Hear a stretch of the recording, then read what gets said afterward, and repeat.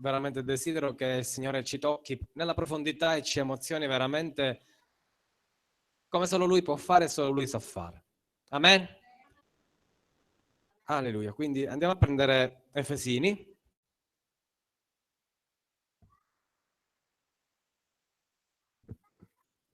Efesini capitolo 4. E ci alziamo.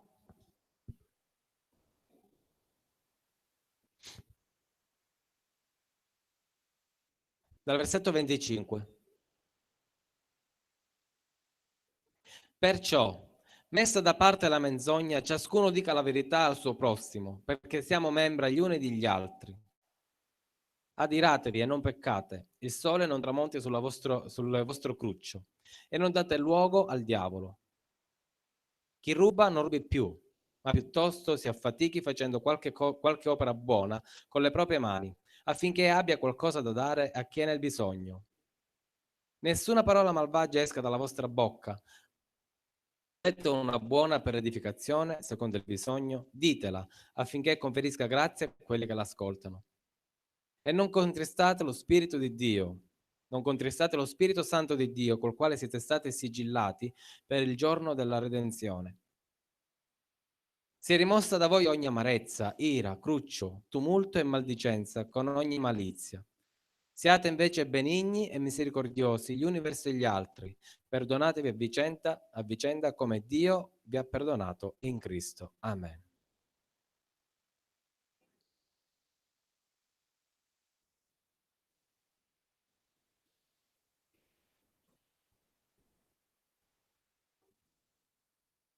Oggi io non volevo parlare, parlerò, perché proprio non era un argomento che era nella mia mente, o meglio, c'era, ma non volevo farlo. Oggi parleremo un pochino del perdono, perché è un argomento che ormai abbiamo irritato nella mente, nel cervello, e dovrebbe essere già sprofondato nella profondità del nostro cuore, dovrebbe essere già arrivato a toccare il più basso punto del nostro cuore, e dovrebbe essere il nostro pilastro di vita, il perdono.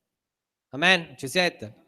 Oggi però voglio parlarvi del perdono, sì, però cercando di ampliare un pochino il discorso con questa parola che mi ha colpito, perché ci dà delle indicazioni su dei comportamenti pratici, su come perdonare e su come muoverci.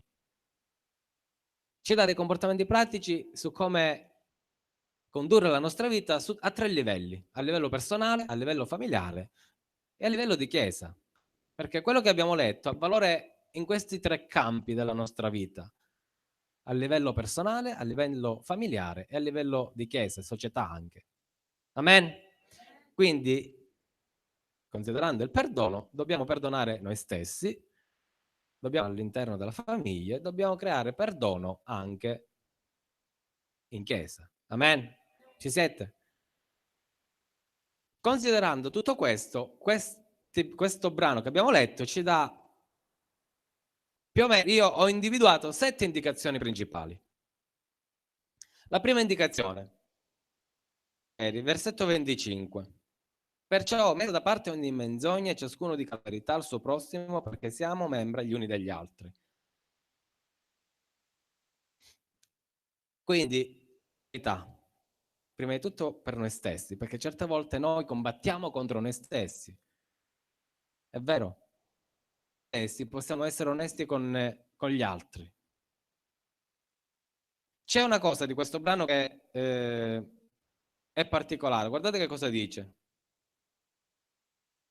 Messa da parte ogni menzogna e ciascuno dica la verità al suo prossimo, perché siamo membri gli uni degli altri.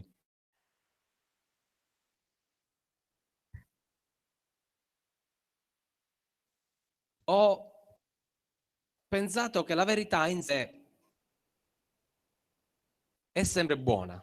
Non travisate quello che vi voglio dire, ma spesso e volentieri noi siamo la verità per ferire. Ci siete?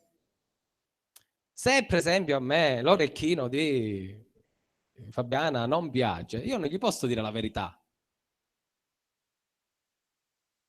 Ci siete? Perché la verità potrebbe offenderla, ma è la verità che mi rende libero. E allora come posso dire la verità senza offendere? Con la sincerità.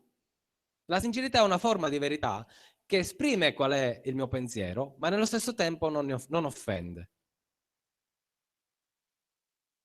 Ci siete? Cristo con noi è stato sincero, non è stato bugiardo, ha detto la verità, ma si è mosso verso di noi con una forma di amore particolare, che non è stata la verità per ucciderci, fate schifo. No? Gesù non è venuto nel mondo e ha detto fate schifo, siete peccatori.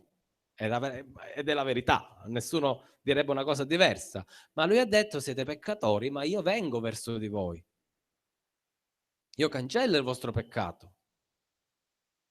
Quindi, perciò, messa da parte ogni menzogna, ciascuno dica la verità al suo prossimo, perché siamo membra gli uni degli altri. Questo vuol dire che io devo dire una verità che sia utile alla parte opposta, perché in quel momento io sto facendo qualcosa per me.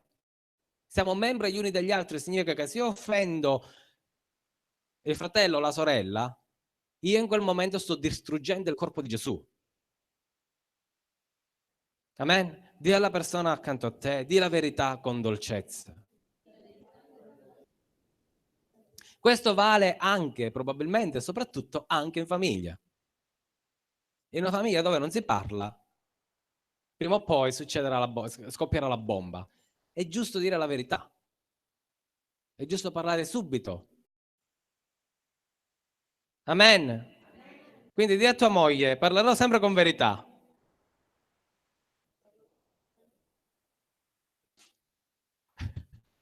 E le mogli dicono al marito, io pure parlo sempre con verità.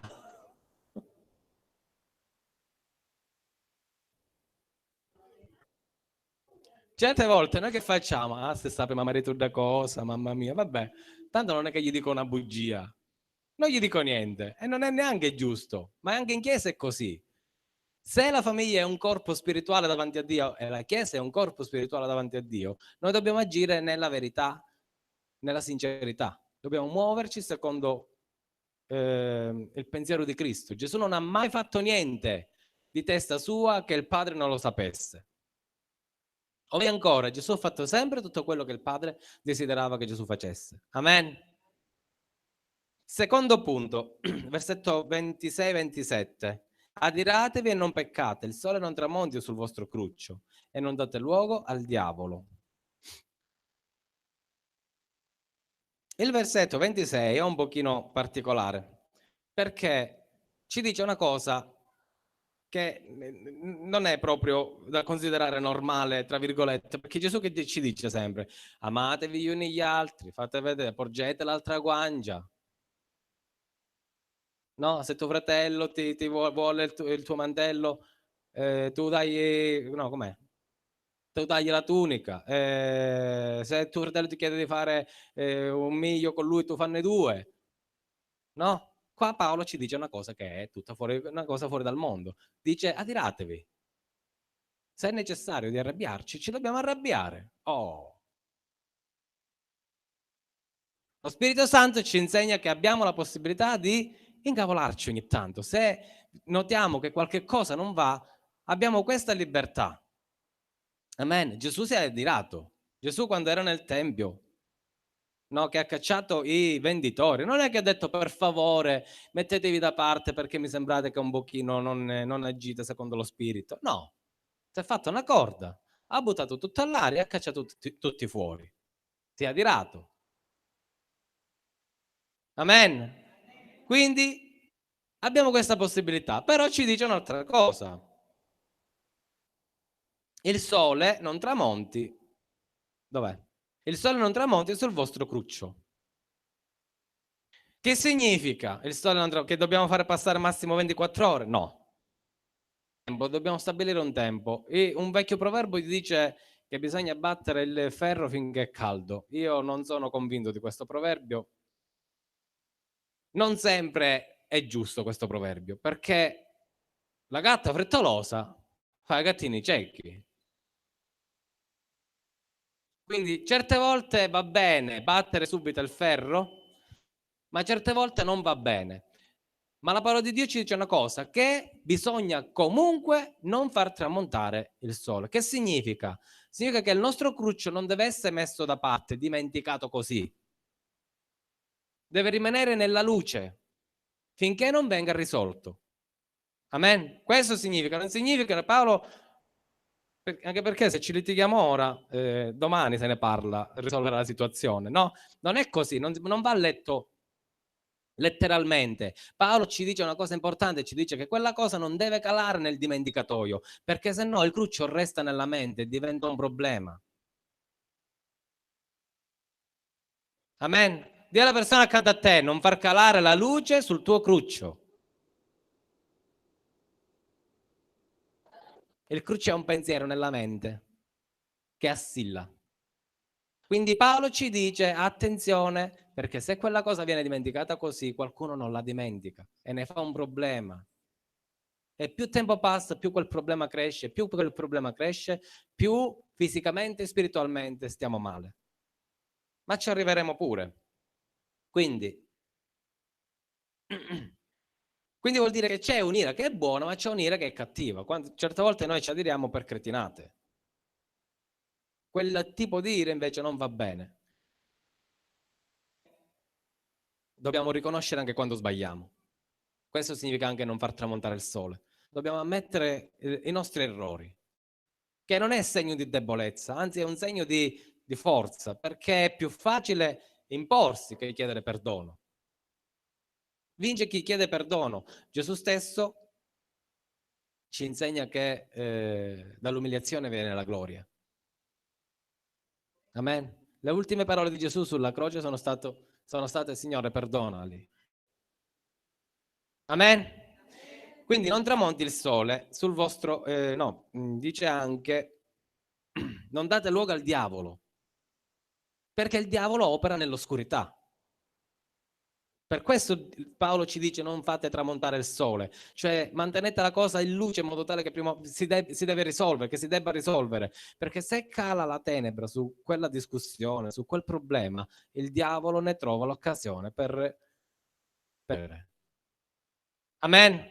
Non dobbiamo dare luogo al diavolo, cioè non dobbiamo far tramontare il sole sui nostri crucci, sui nostri pensieri, perché il diavolo quello trova l'occasione per annientarci. Amen. E per dividere. Siamo arrivati al terzo punto. Non tramonti il sole, che già l'ho detto.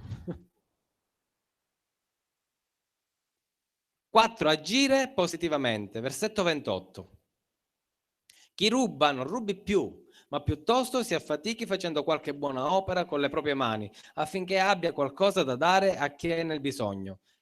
Questo versetto qua, com'è? Sembra che non voglia dire niente di particolare, cioè sta dando un insegnamento sul non rubare, ma dovrebbe essere ovvio, gli Efesini erano cristiani, doveva essere una cosa che già dovevano sapere tu. Allora perché Paolo sta dicendo chi ruba non rubi più?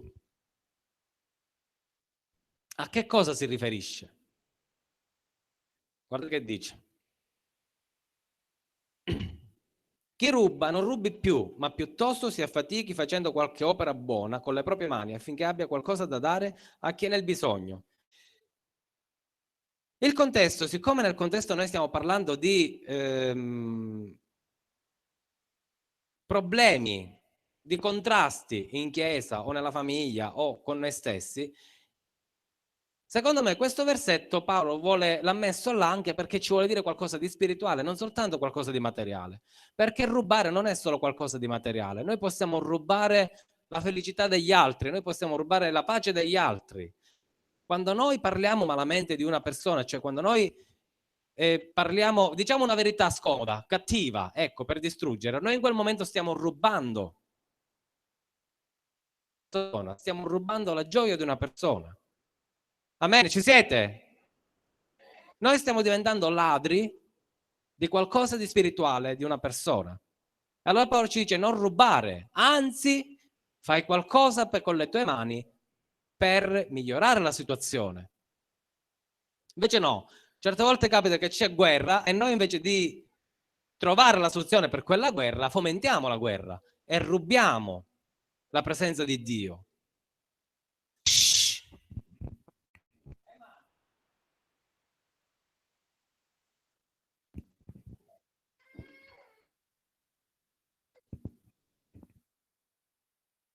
Avete colto il messaggio? Quindi andiamo a leggere di nuovo. Chi ruba non rubi più, ma piuttosto si affatichi facendo qualcosa, qualche opera buona.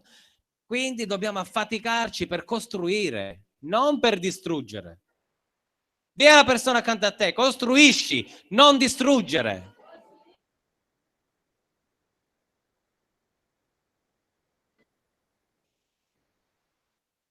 Quindi dobbiamo essere edificatori. Continuando, dice ancora, affinché abbia qualcosa da dare a chi è nel bisogno. Quindi non dobbiamo cercare le cose per noi stessi, la nostra gloria, il nostro saziare noi stessi della nostra ragione, della nostra verità, ma dobbiamo dare agli altri la possibilità di essere edificati. Amen. Versetto, allora, siamo arrivati al numero 5. 4. Agire positivamente, 4. 5 era non tramonti il sole. Sincerità, controllo, non tramonti il sole. Autocontrollo, non tramonti il sole, agire positivamente. Versetto 28. 5 un po' di tatto, versetto 29 e 30. Segnatelo, un po' di tatto, che siamo senza tatto. Non ne abbiamo tatto. 29 e 30. Nessuna parola malvagia esca dalla vostra bocca, ma se ne avete una buona per l'edificazione secondo il bisogno, ditela affinché conferisca grazia a quelli che l'ascoltano. Come dicevo prima, è inutile che noi continuiamo a dire ma chi dava ragione, ma chi dava torto, ma chi sta qua. No. Non stiamo agendo secondo lo Spirito. Paolo ci sta dicendo, lo Spirito Santo ci sta dicendo che se abbiamo una buona parola la dobbiamo dire. E se abbiamo una cattiva parola, tienitela. Tienitela per te stesso la cattiva parola. Anche se hai ragione, qualche volta è necessario tenertela la parola cattiva. Gesù aveva ragione. Punto. E se l'è tenuta. Amen. Comprendete il discorso? La pratica del perdono non è sì, ti perdono, arrivederci, buonanotte. La pratica del perdono è molto più complicata, nel senso che io devo venire verso di te, se c'è da mi arrabbiare. Dobbiamo risolvere la situazione, dobbiamo cercare veramente la pace nell'amore, cercando le buone parole, le buone opere, senza rubare, senza essere ladri della felicità e della serenità degli altri. Qua c'è in gioco l'unità con noi stessi e il Signore, l'unità con me e mia moglie, tra me e mia moglie, l'unità nella Chiesa, l'unità con le persone che mi stanno care. E a volte l'unità vuole anche questo, che moriamo a noi stessi. E non è una cosa grave, vi assicuro che noi ci guadagniamo, anche perché più il pensiero, il cruccio ci restano alla mente, più stiamo male noi. Noi ci ammaliamo. Psicologicamente noi ci ammaliamo. Quante volte dicevo, chi de mischina cade malata? Con tutti i problemi che ha. Perché i problemi, i crucci nella mente ci fanno cadere malati, veramente. E anche fisicamente. Io non ne ho ulcere, perché io sono sereno nella mente. Chi è che c'ha l'ulcera? Nessuno c'ha l'ulcera? Gloria a Dio. Acidità, chi è che ha acidità? C'è qualcuno che ha acidità di stomaco? Perché? Perché fatti le domande. 6. Liberare la mente e il cuore. Versetto 31. Sia rimossa da voi ogni amarezza, ira, cruccio, tumulto, maldicenza con ogni malizia. Questo è un versetto bellissimo. Perché? Amarezza. Dobbiamo togliere dalla nostra mente l'amarezza. Perché dobbiamo togliere dalla nostra mente l'amarezza? Perché se in noi c'è amarezza, c'è l'ira. Perché se non ci fosse amarezza non ci sarebbe ira. Quindi come viene l'ira? Dall'amarezza. Io sono amareggiato di una notizia, di una cosa, e in me inizia a spuntare l'ira. Dopo che viene l'ira, che succede? Inizia il pensiero. A chi stacci a fare pagare? Ora è vedere come fare. C'è bucare le rotte della macchina. Ci siete? È una conseguenza. E poi c'è un'altra conseguenza, tumulto e maldicenza. Quando noi abbiamo amarezza e vogliamo provocare ira, iniziamo a parlare male di quelle persone. Però insomma, ti pare giusto? E vedete che, guardate che Paolo sta parlando sempre ad una chiesa, non sta parlando ad estranei di fuori che possono essere giustificati per il loro comportamento perché non hanno lo Spirito Santo, ma noi che abbiamo lo Spirito Santo ci comportiamo in questa maniera, non siamo giustificati. Non possiamo essere giustificati. Perché poi noi facciamo così che per amore della verità usiamo la verità per infangare.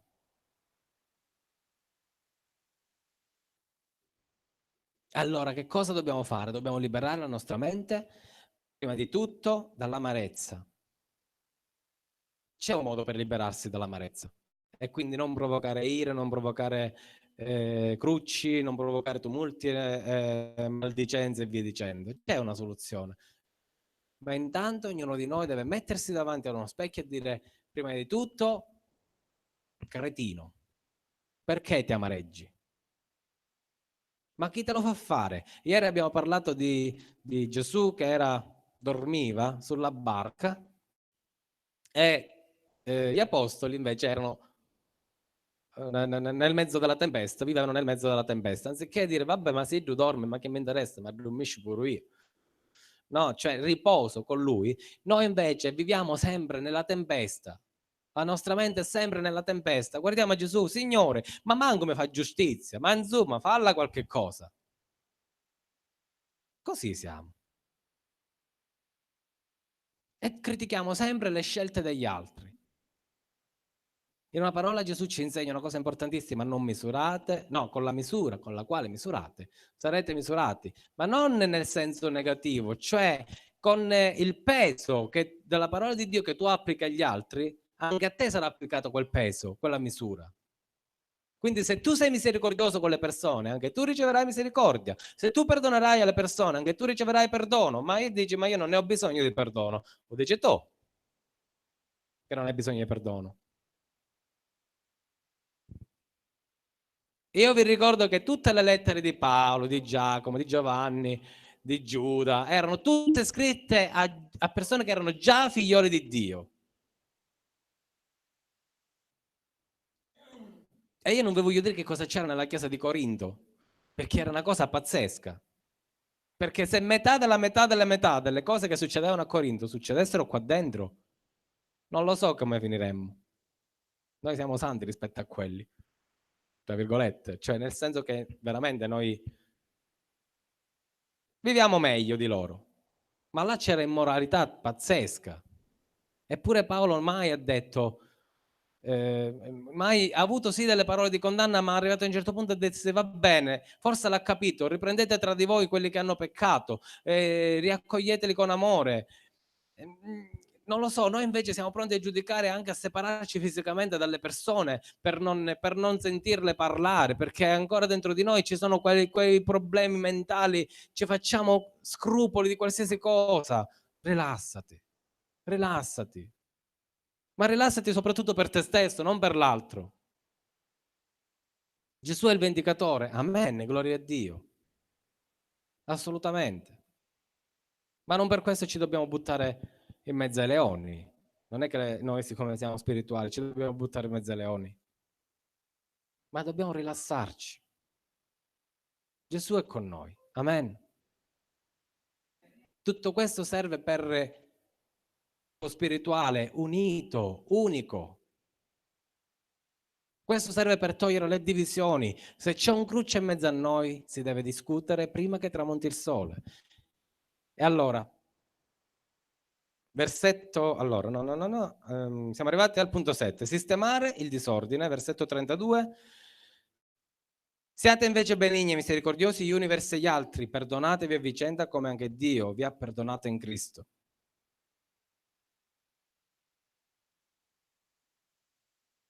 Ed era proprio quello che io oggi non volevo discutere, il perdono. Perché deve essere qualcosa nella nostra mente che dovrebbe essere al di là della nostra mentalità umana, probabilmente anche al di là della mentalità spirituale. Il perdono è la base del cristianesimo. Gesù ha iniziato, se n'è andato rilasciando perdono. Probabilmente la Chiesa in quel momento era nata, nel momento del perdono di Gesù. Ci siete? Perché è necessario il perdono? E cos'è il perdono? Perdonare. Viene da due parole, per donare. Donare cosa? Che cosa dono? No. Perdonare. Che cosa significa perdonare? Perdonare.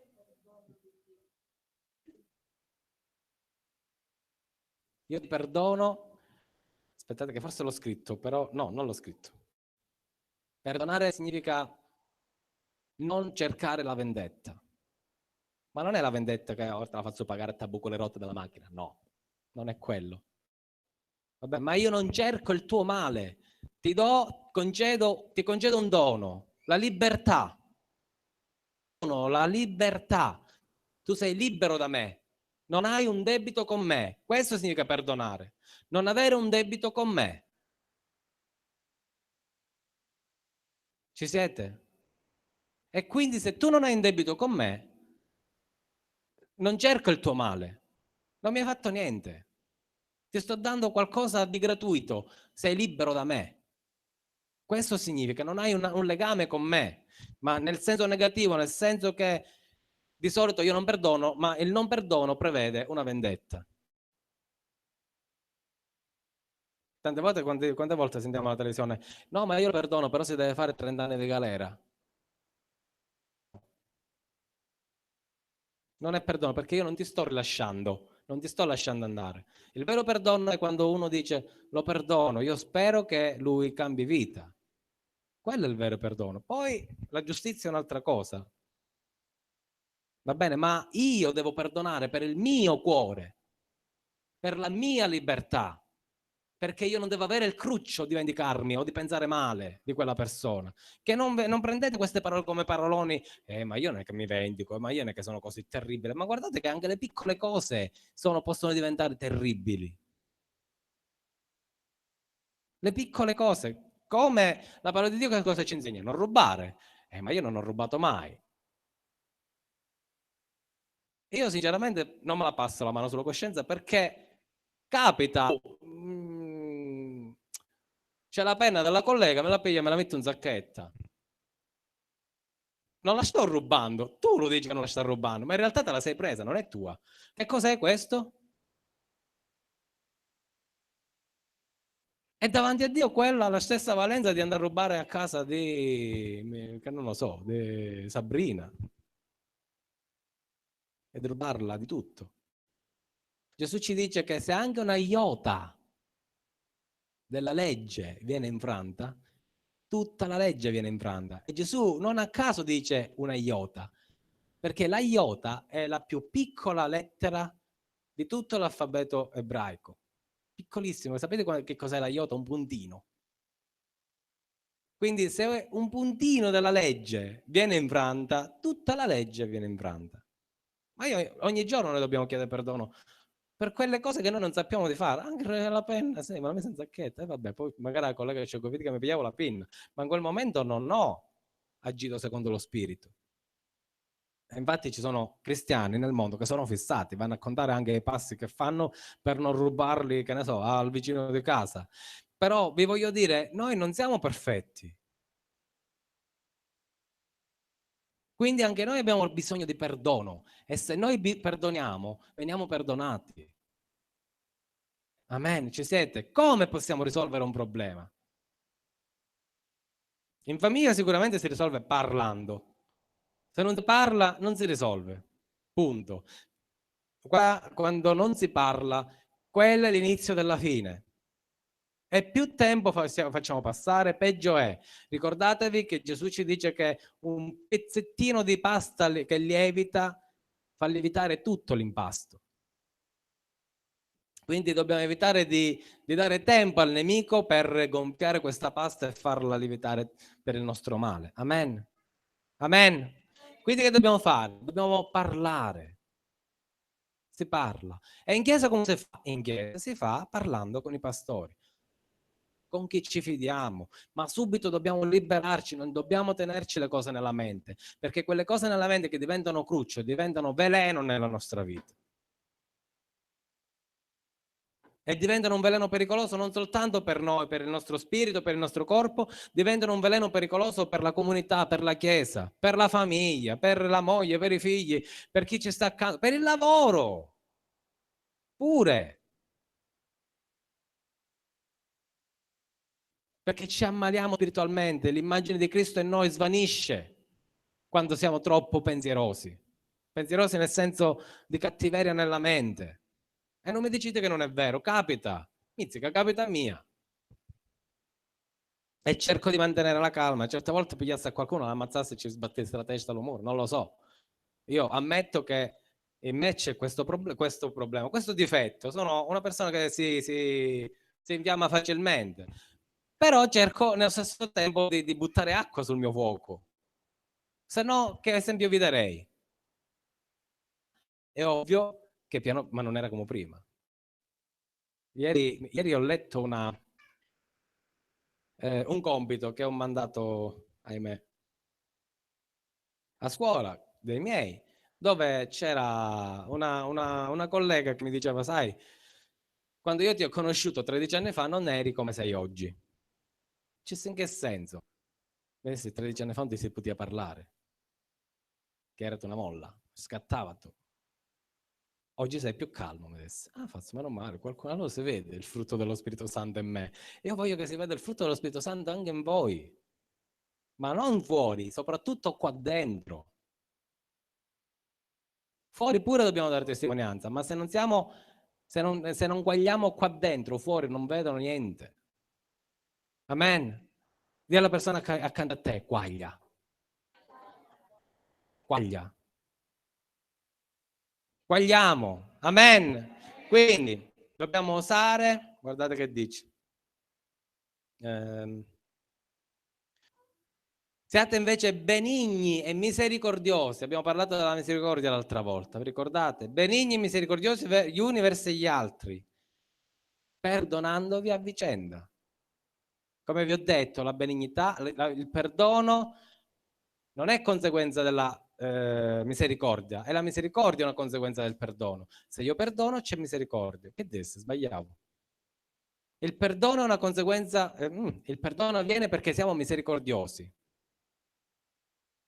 Se non siamo misericordiosi possiamo perdonare una volta, 2 volte, forse 3, arriviamo a 4, ma la quinta te la fa pagare. La misericordia invece prevede che ti perdono sempre, 70 volte 7 sempre.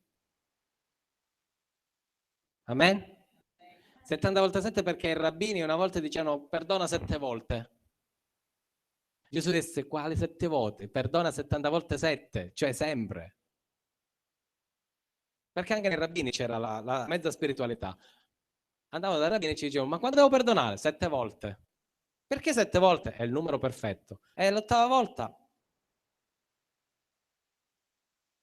che a fare, non ti preoccupare, portano al tribunale. Gesù invece cambia questa cosa e dice 7 volte, 70 volte 7, sempre. Amen. Quindi perdonandovi a vicenda, come anche Dio vi ha perdonato in Cristo. Paolo finisce questo brano così: Cristo vi ha perdonati. Quando ci ha perdonati Gesù? 70 volte 7. Io penso che la Chiesa si sia formata quando è sceso lo Spirito Santo sulla terra, ma la base di quella, dello Spirito Santo è stato il perdono che veniva dalla croce. La prossima volta spero di parlarvi dell'albero della croce. Non vi dico niente, basta. Quindi Gesù ha concluso il suo ministero buttando le basi della Chiesa con il perdono. Padre, perdona loro, perché non sanno quello che fanno. Amen? Ringraziamo il Signore di averci istruito materialmente come si agisce. Se noi vogliamo, mentre il coro sale, senza indugio, Signore, noi ti ringraziamo per questo giorno. Grazie Signore perché tu sei un Dio buono e misericordioso e noi vogliamo essere immagine del Dio buono e misericordioso. Anche noi vogliamo essere plasmati con questa immagine, plasmati Signore della tua bontà e della tua misericordia. Vieni Signore eterno. Non è un'opera dello Spirito Santo. Noi abbiamo già lo Spirito Santo in noi, dentro di noi. Ma una volta avuto lo Spirito Santo in noi abbiamo da fare molto e dipende da noi. Dipende da noi. Abbandonare l'ira dipende da noi. Stare in pace con i fratelli dipende da noi. Dio ha fatto quello che doveva fare, ha fatto scendere la sua grazia su di noi, ha fatto scendere il suo perdono su di noi, ha fatto scendere il suo Spirito Santo su di noi. Ora noi dobbiamo fare la nostra parte, dobbiamo sforzarci la nostra mente. E Spirito Santo insegnaci nella pratica a rasserenare la mente, a rasserenare il nostro cuore, a rasserenare gli animi, Signore, anche nel momento dell'ira. Fa, Signore, che non tramonti il sole. Intervieni con potenza, Signore. Nel nome di Gesù vogliamo muoverci secondo il tuo spirito, secondo la tua immagine. Vieni, lavaci col tuo sangue, Signore, allontana ogni cattivo pensiero dalla nostra mente, ogni piccola malvagità come ogni grande malvagità. Signore, noi spesso ci ammaliamo, cadiamo malati, Signore, perché la nostra mente macina troppo, Signore. E non macina il bene, macina il male. Abbiamo troppi bruci cervello, Signore, che ci logorano l'anima. Noi vogliamo, Signore, abbandonare tutte queste cose, Signore, che non sono solo menzogne, ma sono, Signore, malattie dentro di noi. Liberaci, Padre misericordioso, nel nome di Gesù. Fa scendere lo Spirito Santo nella nostra mente, nel nostro cuore. Facci comprendere, Signore, su che cosa abbiamo fatto tramontare il sole e che dobbiamo portare alla luce per essere liberati, Signore. La mancanza di perdono è conseguenza di mancanza di guarigione. Vogliamo imparare a perdonare noi stessi, vogliamo imparare a perdonare in famiglia, vogliamo imparare a perdonare, Signore, in chiesa. Ma allo stesso tempo, Signore, vogliamo ricevere perdono da te, vogliamo ricevere perdono in famiglia, vogliamo ricevere perdono, Signore, nella chiesa. Signore, insegnaci ad essere come te. Insegnaci, Signore, ad essere come te. La croce non è una bella cosa, Signore. Guardandoti in croce per noi è doloroso, Signore. La croce non è ancora peggio per noi, se noi dovevamo morire in quella croce. Noi non vogliamo morire, Signore, in croce. E questo, Signore, frena il perdono. Perché solo chi è nell'alto della croce può dire ti perdono. Solo chi è alto sulla croce può guardare in basso e dire ti perdono. E Signore, noi vogliamo salire su quella croce, morire in croce con te, Signore. E vogliamo guardare in basso, Signore, e gridare ti perdono. Intervieni, Signore, nel nome di Gesù. Ti lodiamo, Signore, ti ringraziamo, ti benediciamo, tu sei degno, Signore. Grazie per la misericordia che tu hai mostrato, Signore, nella nostra vita. Grazie, Signore, per l'amore che tu hai rivelato ai nostri cuori. Grazie, Signore, per tutto quello che tu hai fatto per noi. Grazie, Signore, perché hai aperto una porta che nessuno più chiuderà, la porta del cielo. Gloria a te, Signore, santo sei. Signore, di lode, di gloria, potente sei. Ti lodiamo ancora, Signore. Alleluia, grazie Gesù.